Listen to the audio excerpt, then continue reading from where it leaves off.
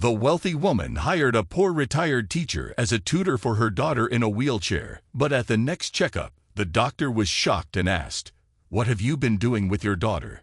Because what secret bond has transformed a young girl's life? What hidden truths lie behind the unlikely friendship? What happened in those quiet moments between them? Can a single relationship defy all expectations?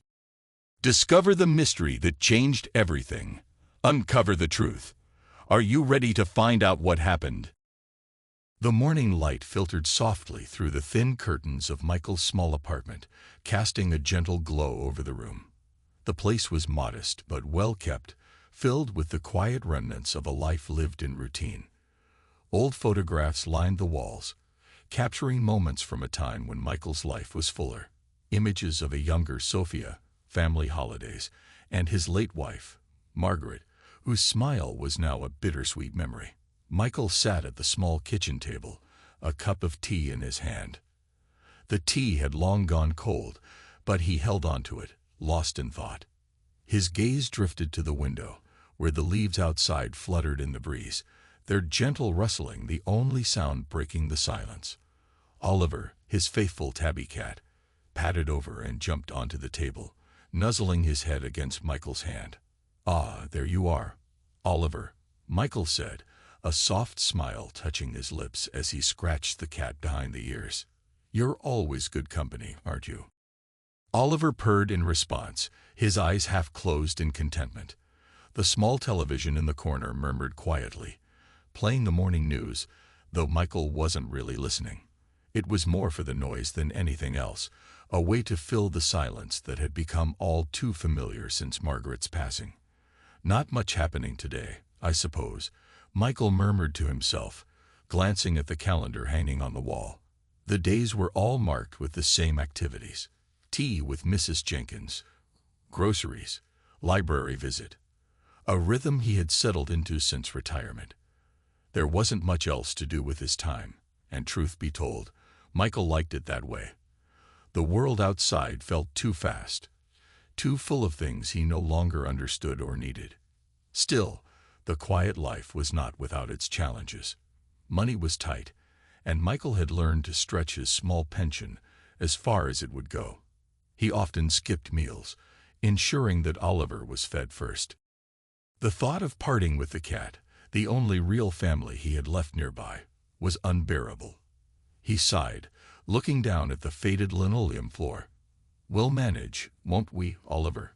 Oliver mewed softly, as if in agreement, and jumped down from the table to curl up on the worn armchair by the window. Michael sipped his tea, finally noticing it had gone cold. "Oh, I should have made a fresh cup," he muttered, getting up slowly. His joints creaked as he moved, the familiar ache of age making itself known. But he didn't complain. There was no one to listen to complaints, after all, except Oliver, and he had heard them all before. As he busied himself with making a new cup, the phone on the counter rang, startling him slightly. It didn't ring often, and when it did, it was usually Sophia, checking in between the chaos of her own life. "Hello," Michael answered, his voice tinged with hope that it might be Sophia.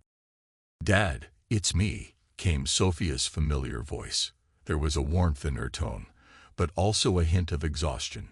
"Sophia, how are you, love?" Michael asked, a smile breaking across his face. "Oh, you know, the usual. Work is hectic. The kids have been running me ragged. And Peter and I. Well, it's just been a lot." She paused, and Michael could hear the weight in her words. "Is everything all right?" he asked, concern creeping into his voice. "Yeah, it's fine. Just life, I guess. How about you? How are you and Oliver holding up?" Michael hesitated, not wanting to burden her with his worries. "We're doing fine. Oliver's as mischievous as ever, and I'm keeping busy." "That's good to hear," Sophia replied, though there was a part of her that knew her father wasn't telling the whole truth. "I'll try to come by this weekend, maybe bring the kids if I can get them to sit still for 5 minutes." "I'd like that," Michael said, the thought of seeing his grandchildren bringing a bit of light to his day.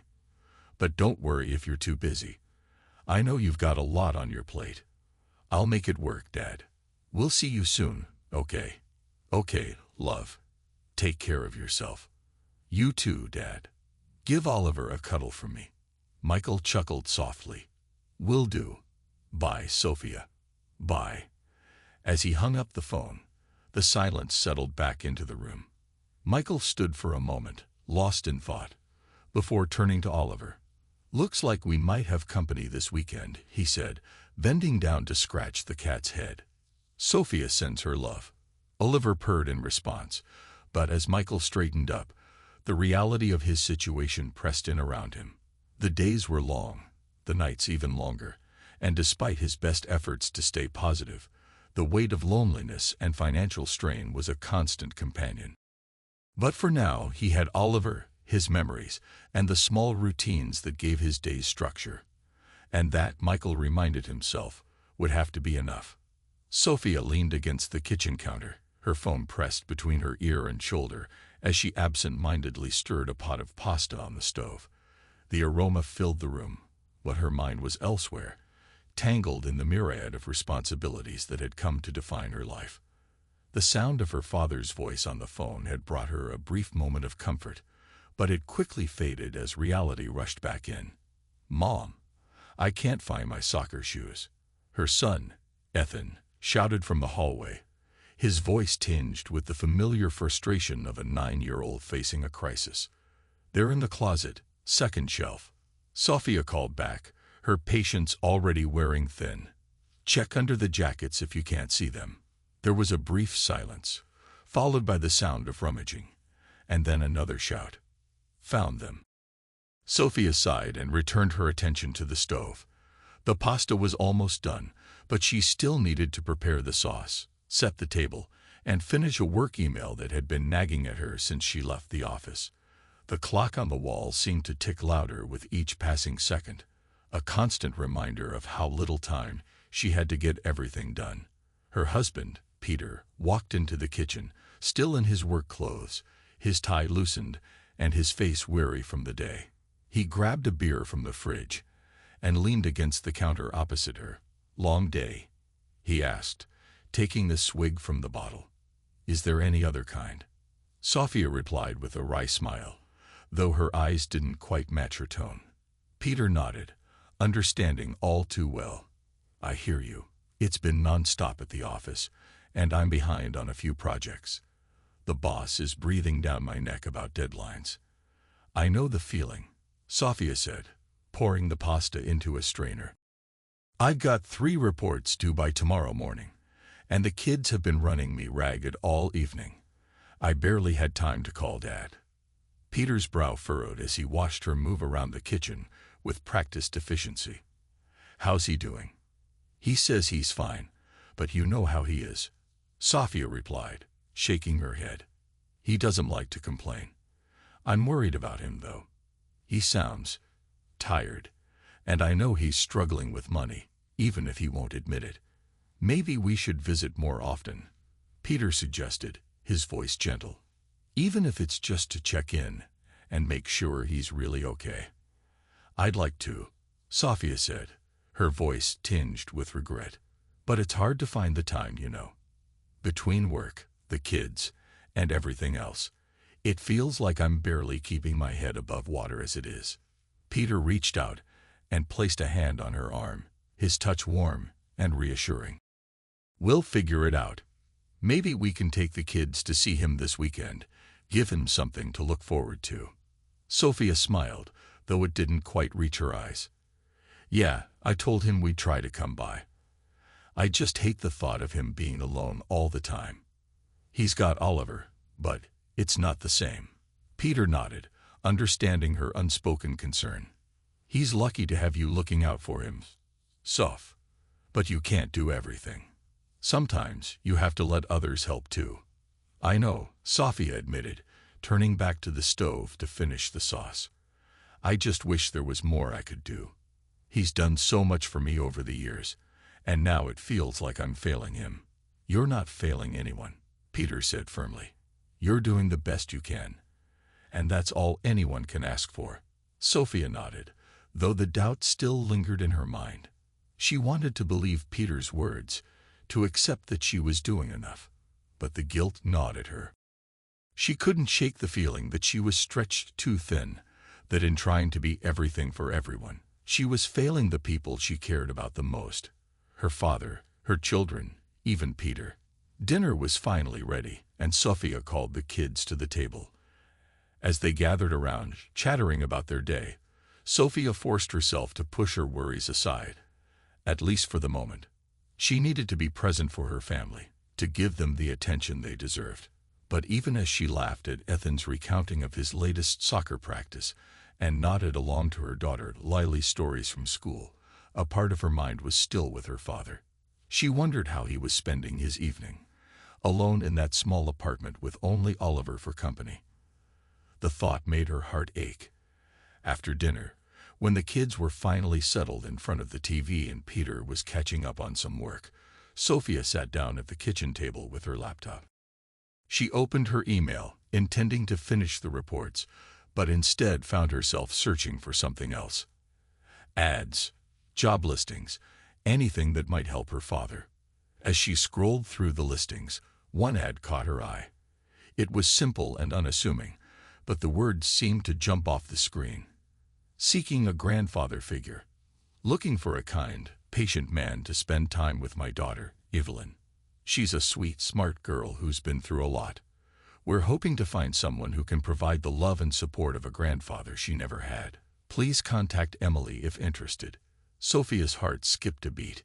It was such an unusual request, but something about it tugged at her. She thought of her father, of the loneliness that had crept into his life since her mother passed. Maybe this was something he could do, something that would give him purpose, a reason to get out of bed in the morning beyond feeding Oliver and going through the motions of his day. She quickly copied the ad's details and sent them to her father in an email, along with a brief message. Dad, I saw this and thought of you. It might be a good way to spend some time and help someone who really needs it. Let me know what you think. Love, Sophia. As she hit send, Sophia felt a small flicker of hope. Maybe this could be the answer, for both her father and for Evelyn, whoever she was. It was a long shot, but sometimes, Sophia thought, long shots were all you had. Michael sat in his small living room, the soft hum of the old ceiling fan filling the quiet space. Oliver, his faithful tabby cat, was curled up beside him on the worn-out sofa, purring contentedly. The evening light streamed through the window, casting long shadows across the room as Michael sipped his tea and scrolled through his emails on his tablet. He wasn't much for technology, but ever since Sophia had insisted on setting up his email, he'd made an effort to check it regularly. Mostly, it was just newsletters, offers from stores he'd never visit, and the occasional message from Sophia. But tonight, one email stood out, its subject line catching his attention. Something to consider. It was from Sophia. Michael tapped the screen, and her message opened up. As he read her brief note, his eyes fell on the ad she had forwarded. Seeking a grandfather figure. Looking for a kind, patient man to spend time with my daughter, Evelyn. She's a sweet, smart girl who's been through a lot. We're hoping to find someone who can provide the love and support of a grandfather she never had. Please contact Emily if interested. He read it again, letting the words sink in. A grandfather figure. For a girl he didn't know. The idea seemed almost absurd at first, but as he sat there, the thought began to take root. Evelyn. She sounded like she could use a friend. Someone who could be there for her in a way that her family couldn't. Michael glanced at Oliver, who blinked up at him lazily. What do you think, old boy? Do you think we got one more adventure left in us? Oliver responded with a slow blink and a soft purr, his tail flicking in contentment. Michael smiled to himself. Maybe Sophia was right. Maybe this was something he could do, something that could give his life a little more meaning. He tapped out a response to Sophia, his fingers slower than they used to be, but still steady. Sophia, I saw the ad. It's certainly interesting. I'm not sure if I'm the right person for the job, but maybe it's worth a try. I'll give them a call tomorrow and see what it's all about. Thanks for thinking of me. Loved, Dad. The next morning, after feeding Oliver and making himself a simple breakfast, Michael sat down at the kitchen table with the ad in front of him. He dialed the number, his hand trembling slightly as he held the phone to his ear. It had been a long time since he'd reached out to a stranger like this, and the uncertainty made his heart race. After a few rings, a soft, warm voice answered. "Hello, this is Emily." "Hello, Emily. My name is Michael. I'm calling about the ad you placed, about Evelyn," he said, trying to keep his voice steady. There was a brief pause on the other end, and then Emily spoke again, her tone hopeful. "Yes, thank you so much for calling. I wasn't sure if anyone would respond. Evelyn's been through a lot, and I think having someone like a grandfather in her life could really help her heal. Can you tell me a little about yourself?" Michael took a deep breath and began to explain. "Well, I'm a retired man, living a quiet life. My wife passed away a few years ago, and it's just me and my cat now. My daughter, Sophia, she's grown and has her own family. I've always enjoyed spending time with kids, though. I used to volunteer at the local library, reading to children." "That sounds wonderful," Emily said, her voice filled with genuine interest. "Evelyn, she's had a hard time since the accident. She lost her father, and the trauma left her unable to walk. She's withdrawn, and I think she feels very alone. I've been trying everything to help her, but she needs someone else, someone who can connect with her in a different way." Michael felt a pang of sympathy for the little girl he had never met. "I'm so sorry to hear that. It must be very difficult for both of you. I'd be happy to meet with Evelyn, see if we get along. No promises, of course, but if I can help her in any way, I'd like to try." Emily's relief was palpable through the phone.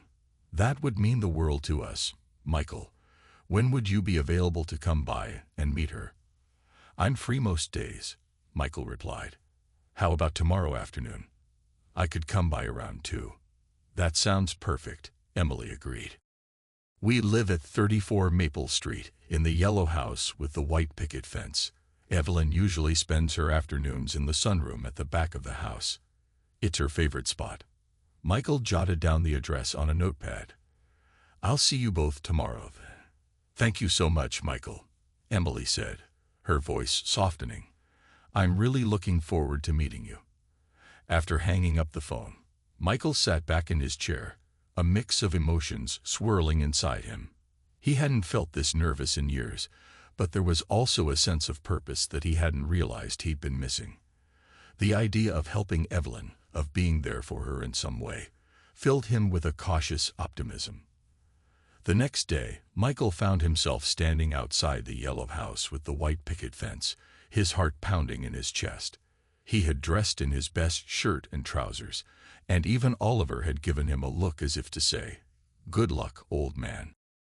As he approached the door, it opened before he could knock, and a woman in her early 30s stood there, smiling warmly. She had kind eyes and an air of quiet strength. "Michael, I'm Emily. It's so nice to meet you," she said, extending her hand. Michael shook her hand, his nerves easing a little. "It's nice to meet you too, Emily. Thank you for giving me this opportunity." "Thank you for coming," Emily replied, stepping aside to let him in. "Evelyn's in the sunroom. She's a bit shy with new people, but I think she'll warm up to you." They walked through the cozy, well-kept home, passing family photos on the walls and toys neatly tucked into corners. As they approached the sunroom, Michael could see a small figure sitting by the window, looking out at the garden. "Evelyn," Emily called softly as they entered the room. "This is Michael. He's come to see you." Evelyn turned her head slowly, her large, soulful eyes meeting Michael's. She was a petite girl with long, dark hair that framed her pale face. Her wheelchair sat beside her, a stark reminder of the challenges she faced. "Hello, Evelyn," Michael said gently, giving her a warm smile. "It's nice to meet you. Your mother tells me you like spending time in this room. It's a beautiful spot." Evelyn nodded slightly, her gaze still cautious but curious.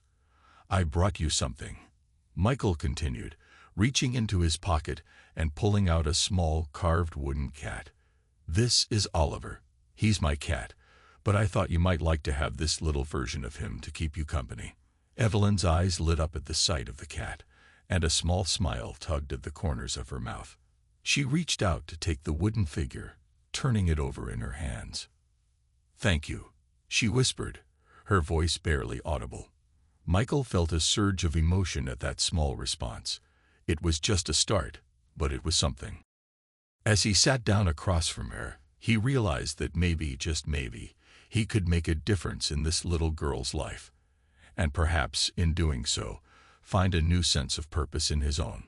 Michael arrived at the yellow house with the white picket fence a little earlier than planned. He took a deep breath as he approached the front door, his heart racing with a mix of excitement and apprehension. Emily had greeted him warmly the day before, and he hoped today would go smoothly. The sunroom, as Emily had described, was a bright and inviting space filled with light. Michael noticed a small fountain bubbling gently in the corner, and plants lined the windowsills, creating a cozy, sun-drenched retreat. Evelyn was sitting near the window, her wheelchair positioned so she could watch the garden outside. The sight of her, so still and quiet, tugged at Michael's heart. Emily opened the door with a soft smile. Michael, come in. Evelyn's right over here. Michael stepped into the room, his eyes scanning the space before settling on Evelyn. She was focused on the garden, but as he approached, she turned her head slowly to acknowledge his presence. Hello, Evelyn, Michael said, his voice gentle. I'm Michael. It's nice to meet you. Evelyn looked at him with cautious curiosity. Her eyes, though hesitant, held a glimmer of interest. Hi, she replied softly. Michael took a seat in the armchair opposite her, making sure to keep his posture relaxed. He didn't want to overwhelm her. I thought I'd come by and spend some time with you. I brought a little something. He reached into his bag and pulled out the small carved wooden cat he had prepared. This is for you. His name is Oliver, just like my real cat. Evelyn's eyes widened as she took in the small, intricately carved figure. Her fingers traced the delicate details, and for a moment, her guarded expression softened. Thank you. He's really nice. Michael smiled, relieved to see her responding. I'm glad you like him. I thought he might be a good friend to keep you company. Emily watched from the doorway, her gaze full of hope and concern. Evelyn, why don't you tell Michael about your garden? You've been growing some new flowers, haven't you? Evelyn's face lit up a bit at the mention of her garden. Yes, I've been trying to grow sunflowers and roses. They're not very big yet, but I like taking care of them.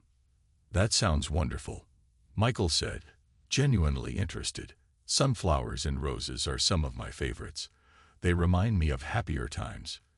Do you have a favorite flower? Evelyn thought for a moment. I like sunflowers. They always seem so bright and happy. Michael nodded, his eyes twinkling. I agree. They have a way of bringing a smile to your face, don't they? I used to grow them in my own garden a long time ago. Maybe one day we can talk about gardening and I can share some tips with you. Evelyn's smile grew a little. I'd like that. It's hard to get the flowers to grow right sometimes. Gardening can be a lot of work, but it's also very rewarding, Michael said. I'm sure your sunflowers and roses will turn out great with your care. Emily, seeing the conversation going well, decided to step in. Evelyn, do you remember Michael's favorite books?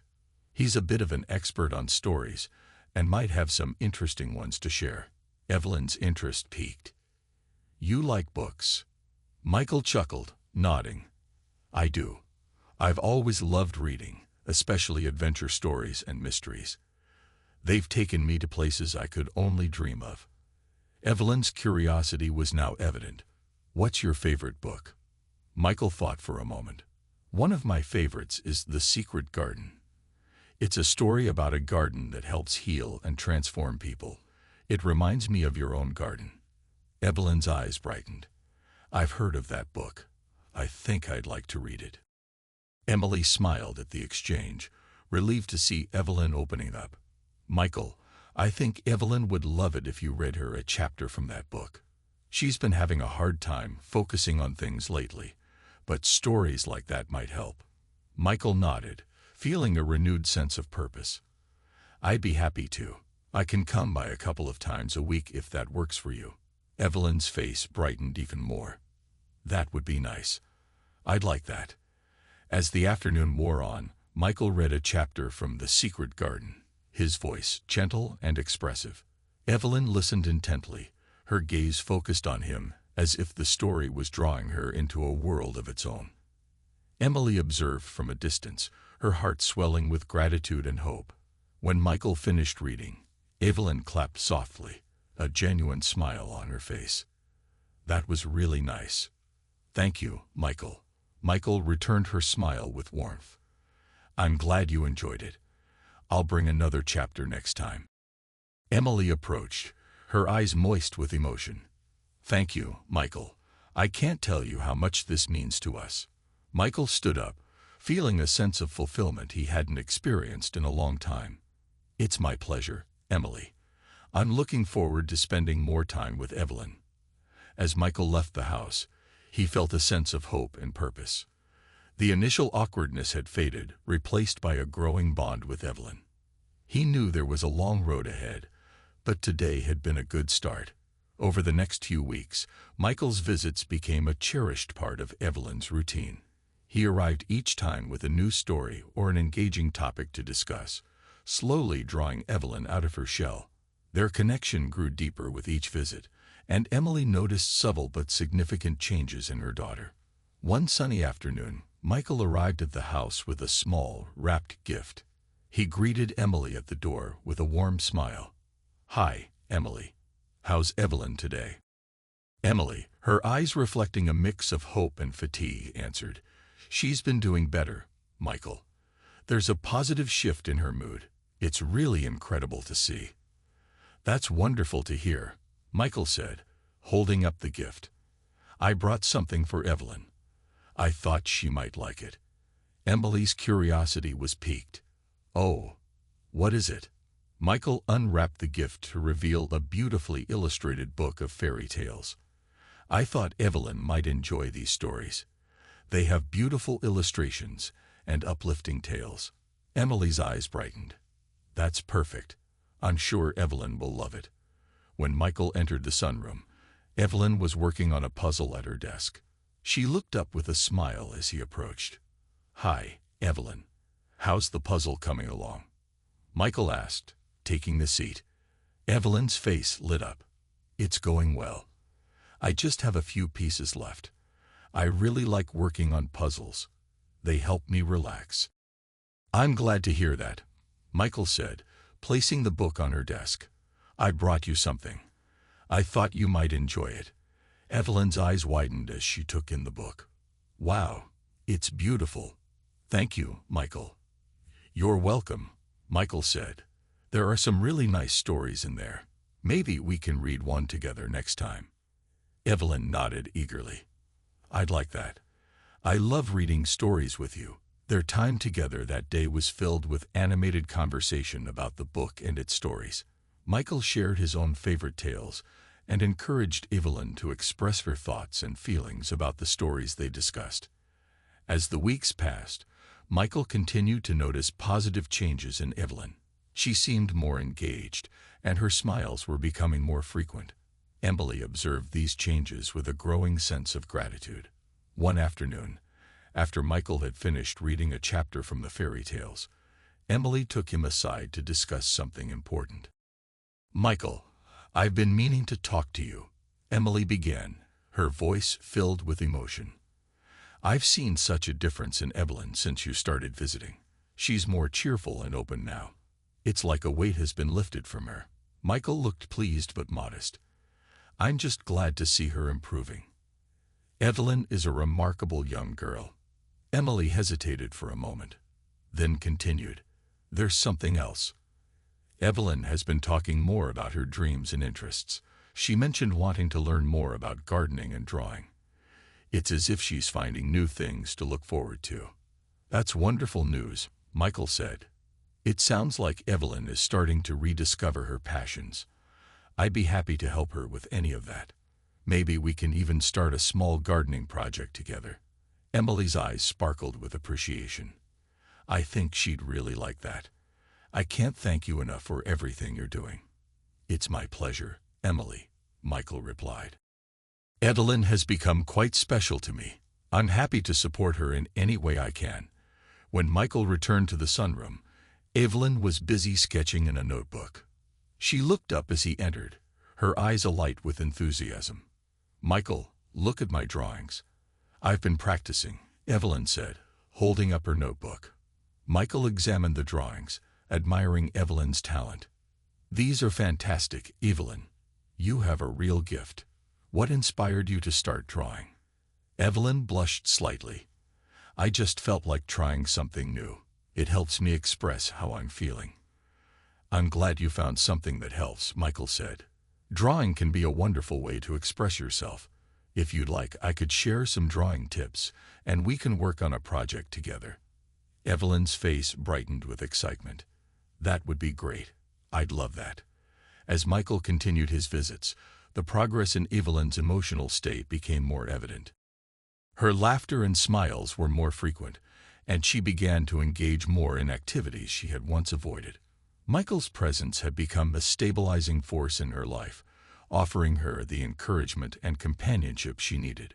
One particularly memorable day, as Michael and Evelyn sat outside in the garden, Evelyn spoke with a newfound sense of hope.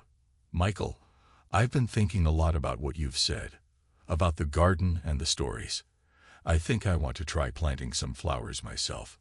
Maybe sunflowers, like you mentioned. Michael's eyes twinkled. That's a wonderful idea, Evelyn.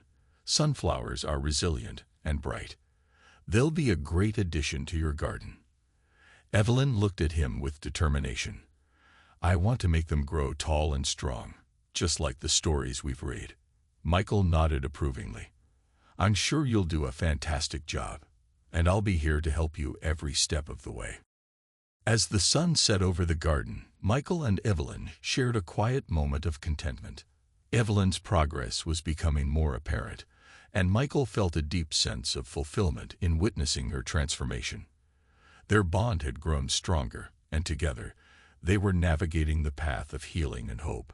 The air was crisp and fresh on the morning Michael arrived at Emily's house.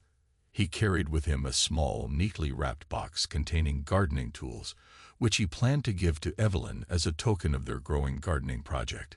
The sun streamed through the large windows of the sunroom, where Evelyn was already busy organizing her sketchbook and gardening notes. Emily greeted Michael at the door, her face showing a blend of excitement and concern. Good morning, Michael. I'm glad you're here, Emily said, her voice tinged with hope. Good morning, Emily. How's Evelyn today? Michael asked, stepping inside. She's been in good spirits, Emily replied, leading Michael to the sunroom. But there's something else I want to tell you. Evelyn's been talking a lot about wanting to walk again. It's like she's more determined than ever. Michael's heart swelled with hope. That's amazing to hear. It sounds like Evelyn's really finding her strength. Inside the sunroom, Evelyn was seated in her wheelchair, surrounded by colorful gardening catalogs and drawing materials. Her face lit up when she saw Michael. Hi, Michael. Evelyn greeted, her voice filled with enthusiasm. Hello, Evelyn. I brought you something, Michael said, presenting the box. I thought these might come in handy for our garden project. Evelyn's eyes widened as she opened the box to find a set of small, colorful gardening tools. Oh, these are wonderful. Thank you, Michael. You're welcome, Michael said. I'm looking forward to starting our garden project. It'll be a fun way to channel your creativity. Evelyn's eyes sparkled with excitement. I can't wait to get started. I've been thinking about which flowers we should plant. As Michael and Evelyn talked about their gardening plans, Emily watched from a nearby chair, her eyes full of emotion. The positive changes in Evelyn were palpable, but she also noticed that Evelyn seemed to be even more focused and driven than usual. Later that week, Emily and Michael decided to have a meeting with Evelyn's physical therapist to discuss Evelyn's progress. They hoped to explore new strategies to encourage her improvement. In the meeting, Dr. Harrison, the physical therapist, expressed optimism, but also noted the challenges Evelyn still faced. "I'm pleased with the progress Evelyn has made, but we need to push for more mobility," Dr. Harrison said. "She's shown remarkable improvement emotionally, which is a great foundation. We need to build on that to encourage more physical activity." Michael nodded in agreement. "I believe Evelyn is ready for new challenges. Her determination is inspiring," Dr. Harrison agreed. "We can start by introducing some new exercises and therapies. Let's also make sure Evelyn's environment supports her goals." When the meeting ended, Michael returned to Evelyn's home, where he found her in the garden, planting seeds with newfound energy. Emily stood nearby, keeping a watchful eye.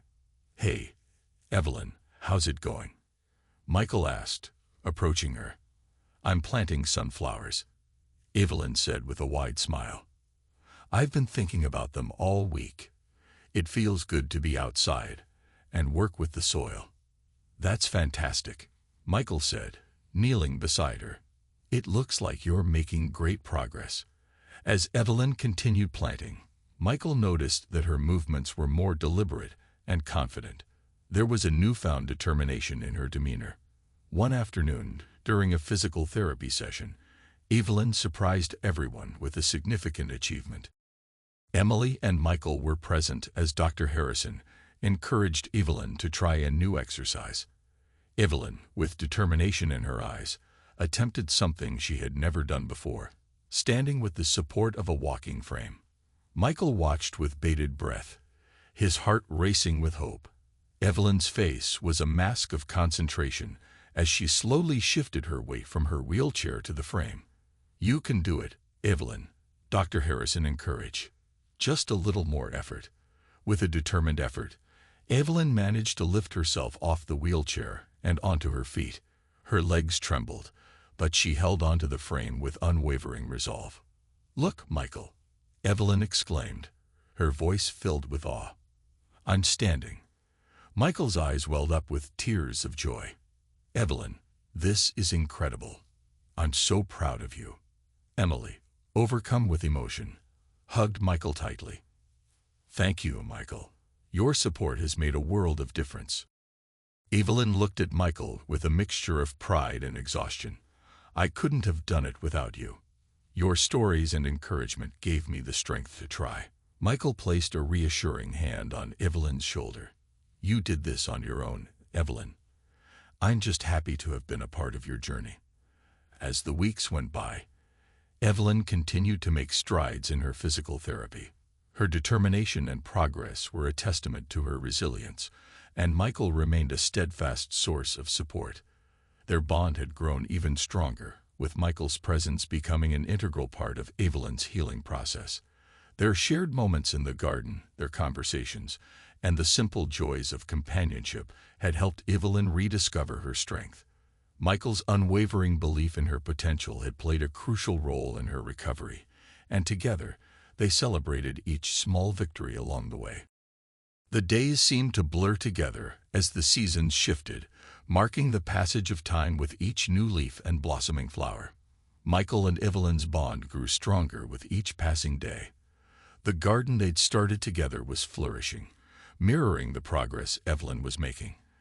Despite her growing independence, Evelyn remained deeply connected to Michael, who continued to be her anchor.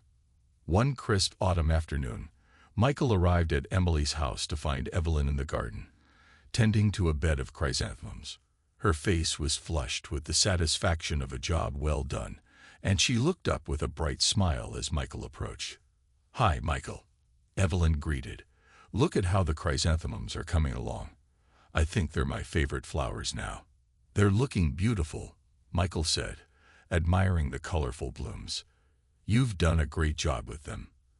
As they worked side by side, Michael felt a pang of fatigue he couldn't quite shake.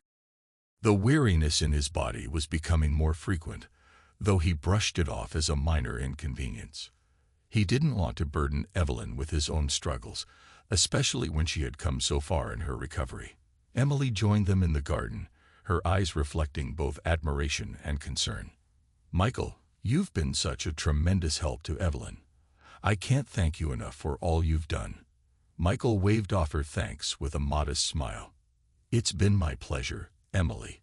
Seeing Evelyn make such progress is all the thanks I need." Later that week, Evelyn and Michael sat in the sunroom, where Evelyn had taken up sketching scenes from their garden. She had started to incorporate some of Michael's favorite moments into her artwork. "You know," Evelyn said, focusing on her sketch, "I've been drawing us in the garden. It feels like a part of me now." Michael watched her with a mixture of pride and sadness. "Your sketches are beautiful, Evelyn. You've really captured the essence of what we've built together." Emily, overhearing their conversation, joined them with a concerned look. "Michael, I've noticed you seemed a bit off lately. Are you feeling okay?" Michael forced a smile, though it didn't quite reach his eyes. "I'm fine, Emily. Just a bit tired, that's all." Emily wasn't convinced, but chose to respect Michael's privacy.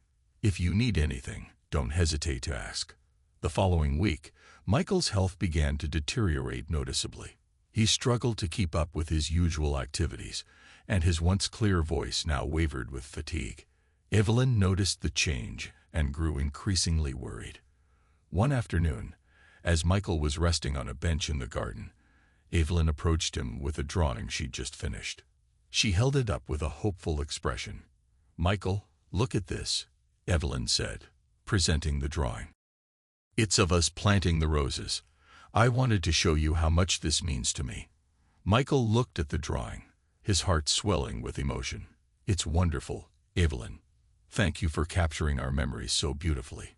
Evelyn noticed the faint tremor in Michael's hands and the pallor of his face. "Michael, are you sure you're okay? You look pale." Michael hesitated but finally admitted, "I've been feeling a bit under the weather, but it's nothing to worry about." Evelyn's eyes filled with concern. "You've been so strong for me. I want to be strong for you too. Please let me help." Michael patted her hand gently. "You've already done more than enough, Evelyn. Just knowing you're okay makes me happy." As days passed, Michael's condition worsened, and he was eventually admitted to the hospital for evaluation. Evelyn was devastated by the news but remained hopeful. She visited him daily, bringing sketches, flowers from the garden, and comforting words. One visit, as Michael lay in the hospital bed, Evelyn sat beside him, holding his hand. Her voice was steady, though her eyes betrayed her worry. "Michael, I've been practicing walking a little more. I'm not quite there yet, but I'm determined to get stronger," Evelyn said, her voice filled with determination. Michael squeezed her hand gently. "I know you will, Evelyn. You've come so far already. I'm proud of you." The room was filled with a profound silence as Evelyn looked around at the various mementos from their time together. She took a deep breath and said, "I want to thank you for everything.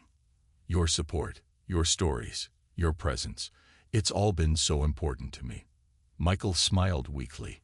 "And you've given me so much in return. Watching you grow and heal has been the greatest gift." Their conversations became softer and more reflective as Michael's condition continued to decline. Evelyn visited him every day, drawing strength from their shared memories and the love that had blossomed between them.